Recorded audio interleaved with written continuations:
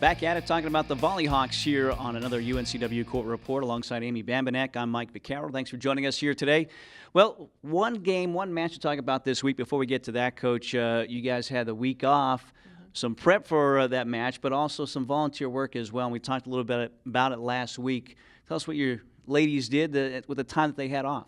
Yeah, well, we were practicing pretty much almost every day. We did take Wednesday off to help out with a UNCW event to engage the community, and it was a Halloween carnival, and all of our players and our assistant coaches dressed up, and there was a lot of kids in attendance, so that was really nice for our girls to maybe step away from the court a little bit and have fun with the Halloween festivities and get in costume and just kind of engage in the community. So that was a really fun event for our players, but all week we were really trying to focus on some specific things on the court in practice as far as what was going to be able to help us in our match preparations against Charleston. And I did feel that we had a good game plan going into that match. Unfortunately, we weren't as strong on the road mentally as I would have liked our team to be. Yeah, unfortunately, it didn't go the way of the Seahawks here. The Cougars win that match, but Madison Peters, maybe a bright spot coming away. What'd you see from her and her performance against Charleston? Yeah, she had a little bit of a slow start in the first set, but our whole team really did, and it really just took us a little too long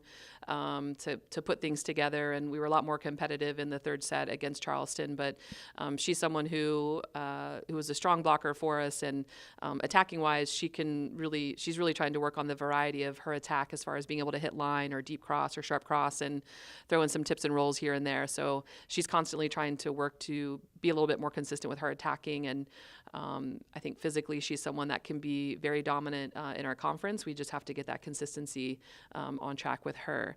But overall, I think I thought our defense was pretty strong attacking-wise.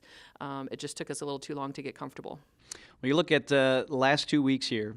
Last road games coming up this week, and then you're at home. So you're right there, outside looking in right now, Coach, but certainly a lot to play for to try to get into the mix. Is that a plus for you guys to have some motivation going down the stretch here? Absolutely, I think so. I had our players look at the conference standings last week before we played Charleston so that they could see actually how close we were and still achieving our roles and being one of the top 6 teams in our conference to compete in the tournament.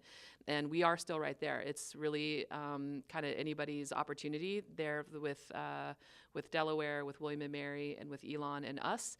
So we're all going to be fighting for the same thing. And we need to be able to work hard, but we also need to be able to work smart in these matches that we have coming up this weekend. Yeah, it'll be Thursday, it'll be Saturday, Delaware, Towson. So one of those teams you're fighting for, Delaware, yes, and a team that you beat here, exciting 5-setter in Hanover Hall. So what's your thoughts going up against them a second time on the road now? Well, when we're on the road, I think teams are just a little bit more comfortable in their home environment, but that's where we've just got to be a little bit stronger and keyed in with our warm-up and our practice opportunities on those courts.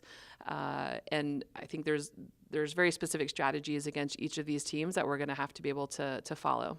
And again, that'll be Thursday, that'll be Saturday. Those ones on the road, you can watch those on the Seahawk Digital Network. And then after that, the last 2 at home here, the 10th and the 12th of November as well. So again, things are kind of falling in place for you guys if you can get on a little bit of a roll here. Yeah, the teams that are in the running for that 5th or 6th place seed in the tournament, those are all teams that we get to play. So we literally have our own destiny in our hands. It's not about what other teams are going to do. It's about what we can accomplish in these next 2 weeks.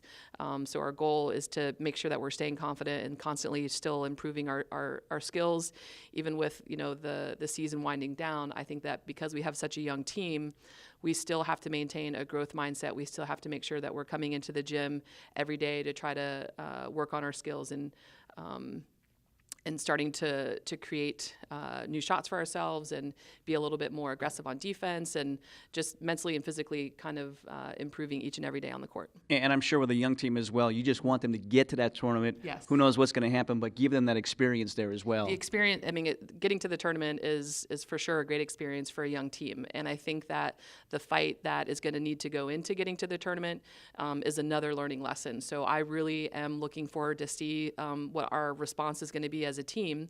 And really, if we are able to achieve our goals in these next 2 weeks and get to the tournament, that is a great learning experience. And that's what every Division I athlete, any high-level athlete, they want to compete for. They want to be able to compete for a championship.